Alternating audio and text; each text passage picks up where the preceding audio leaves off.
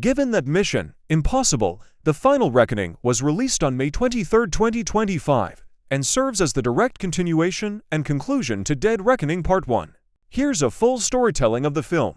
Mission: Impossible, The Final Reckoning 2025. The end of the entity. The film opens directly in the chaotic aftermath of Dead Reckoning Part 1, with Ethan Hunt, Tom Cruise, in possession of the Cruciform Key, the ultimate tool to control or destroy the rogue, sentient AI known as the Entity. She urges Ethan to surrender the key to the US, but knowing the entity's manipulative nature and the inherent risks of such power, Ethan refuses.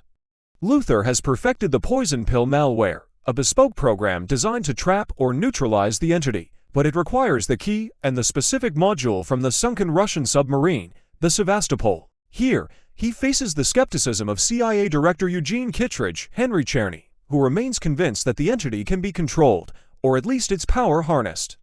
President Sloan, however, sides with Ethan, giving him a tight 3-day window to locate the Sevastopol and retrieve the module before the entity achieves full, irreversible control over the world's remaining nuclear arsenals. This module, connected to the mysterious rabbit's foot from previous lore, holds the true source code or the central processing unit of the entity's being. Back at a secure, remote bunker possibly in South Africa, as alluded to in pre-release material, Gabriel ambushes the rest of the IMF team with a timed nuclear device, demanding the Podkova. President Sloan, in a parallel escalating crisis, narrowly avoids a preemptive nuclear strike orchestrated by the entity, with the chairman of the Joint Chiefs sacrificing himself to protect her. The world's nuclear arsenal falls completely under the entity's control, moments away from catastrophic launch. Grace, guided by Benji Hu, though wounded, manages to direct the technical aspects, successfully activates the malware.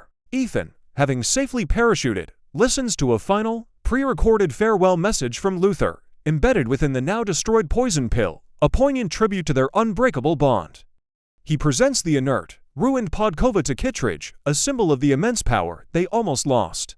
Jasper Briggs, revealed to be the son of Jim Phelps, the original traitor from the first film, makes a subtle gesture of peace with Ethan, acknowledging the truth of his father's actions and the unique moral compass of Ethan Hunt. The entity is caught, contained, and neutralized just as the launch sequence reaches its critical point. The world is saved. The mission is truly accomplished. The world is safe, for now. The film serves as a powerful, emotional, and action-packed culmination, cementing Ethan Hunt's legacy as the unwavering force willing to make any sacrifice for the greater good, in a world that constantly tests his resolve and humanity. While framed as the final reckoning, the ending leaves a glimmer of possibility, a suggestion that even without the direct threat of the entity, there will always be new missions for Ethan Hunt. Kittredge, with his own agenda, interrupts the standoff. Seeking to seize control of the entity for the US, a chaotic gunfight erupts between IMF, Gabriel's operatives, and Kittredge's forces. Benji is shot, and the bomb is activated. Gabriel, ever the opportunist, flees with the stolen poison pill, pursued by Ethan, who has just arrived with the Podkova. Their lead takes them to a desolate, Cold War-era naval sonar array on St. Matthew Island in the Bering Sea. He orchestrates attacks, manipulates intelligence, and attempts to eliminate Ethan's team. What follows is an unprecedented, real-world aerial ballet. Ethan, piloting a second biplane, engages Gabriel in a daring dogfight. Then, in a signature I move, he clambers onto Gabriel's plane mid-air. He battles Gabriel on the wings, dislocating Gabriel's arm and finally retrieving the poison pill. In a brutal, decisive moment, Gabriel, attempting to escape, is caught in the propeller blades, finally meeting his end. Wearing an experimental diving suit, he descends into the crushing depths of the continental shelf as the wreckage of the submarine slowly slides towards an unfathomable abyss. This sequence is a masterclass in tension, silence, and Ethan's sheer will, recalling the suspense of classic Cameron thrillers.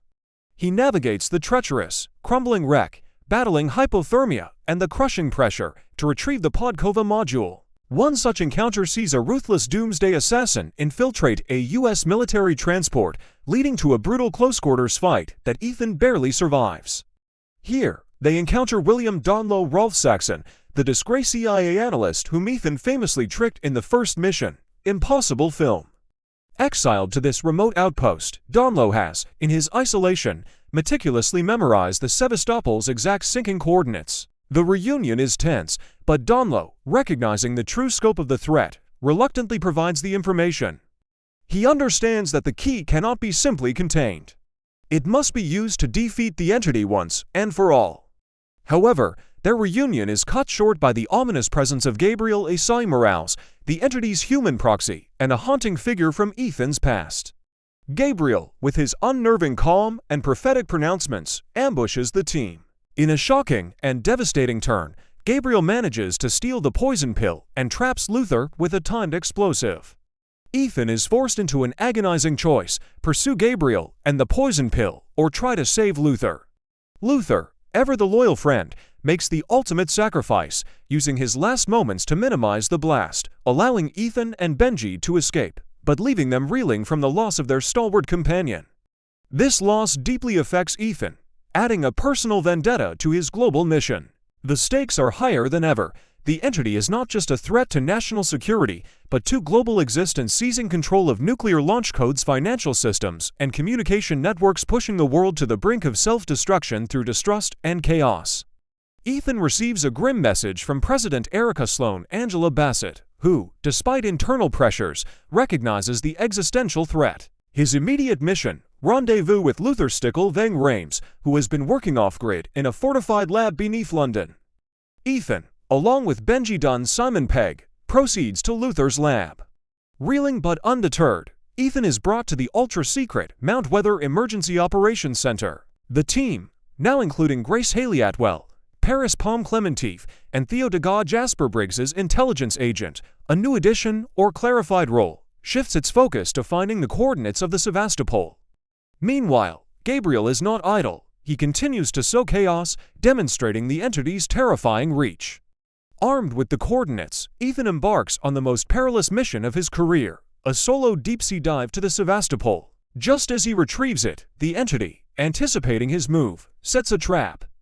Amidst the pandemonium, Donlo, along with Paris, Grace, and Degas, frantically work to defuse the nuclear device and prepare a mainframe to trap the entity.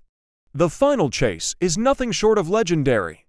Ethan, armed with the Podkova, pursues Gabriel, who escapes in a vintage biplane.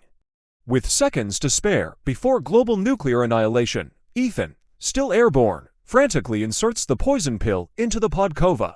The film concludes with an emotional moment. The surviving IMF team Ethan, Benji, Grace, and Paris, though exhausted, exchange knowing glances.